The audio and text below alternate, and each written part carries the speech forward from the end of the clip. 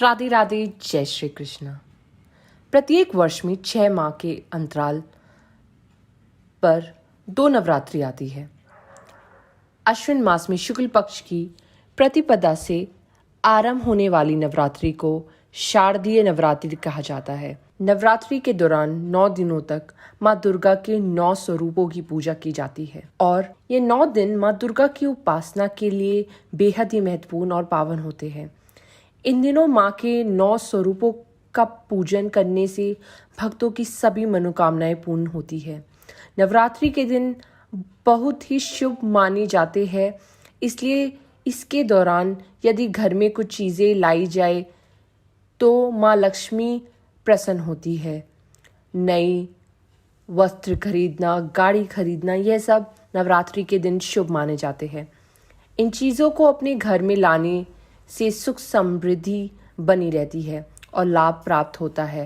तो चलिए जानते हैं कुछ ऐसी ही चीज़ें जो नवरात्रि पर लाने से माँ लक्ष्मी प्रसन्न होती है। नवरात्रि में माँ दुर्गा के साथ साथ माँ लक्ष्मी की तस्वीर खरीदने से और अपने घर में स्थापित करने से, जिसमें माँ लक्ष्मी कमल के आसन पर विराजमान हो, उनके हाथों में धन वर्षा हो रही हो, इससे आपके घर में सुख समृद्धि बनी रहती है और रुपए पैसे में भी कोई कमी नहीं होती। साथ ही चांदी का सिक्का घर में सुख समृद्धि लाता है। लक्ष्मी माता चांदी के रूप में यदि चांदी पर बनी हो तो और भी लाभकारी होता है।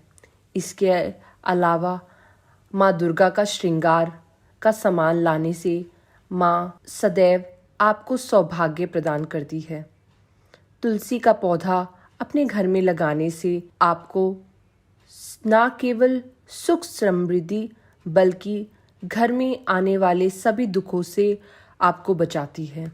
आइए जानें माँ दुर्गा के पहले दिन माँ शैलपुत्री की पूजा कथा। नवरात्रि का पहला दिन माँ शैलपुत्री का होता है। माँ दुर्गा को सर्वप्रथम शैलपुत्री के रूप में पूजा जाता है।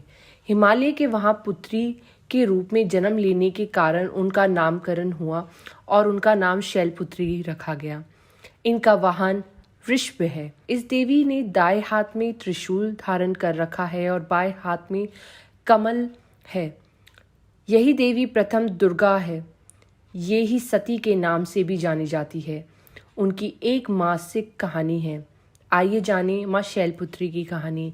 एक बार जब प्रजापति ने यज्ञ किया तो इसमें सारे देवताओं को निमंत्रित किया, भगवान शंकर को नहीं किया। सती यज्ञ में जाने के लिए विकल हो उठी। शंकर जी ने कहा कि सारे देवताओं को निमंत्रित किया गया है परंतु उन्हें नहीं। ऐसे में वे वहां जाना उचित नहीं समझते। सती का प्रबल आग्रह देखकर शंकर जी ने उन्हें यज्ञ में जाने की अनुमति दे दी। सती जब घर पहुंची तो सिर्फ माँ ने उन्हें स्नेह दिया। बहनों की बातों में व्यंग और उपवास के भाव थे। भगवान शंकर के प्रति इस तरह का तिरस्कार का भाव देखा माँ सती ने। दक्ष ने भी उनके प्रति अपमानजनक वचन कहे। इससे सती को क्लेश पहुंचा।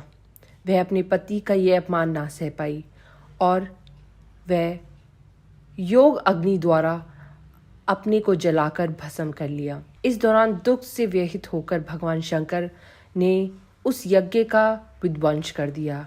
यही सती अगले जन्म में शैल राज हिमालय के पुत्री के रूप में जन्मी और शैलपुत्री कहलाई गई। पार्वती और हेमवती भी इसी देवी के अन्य नाम हैं।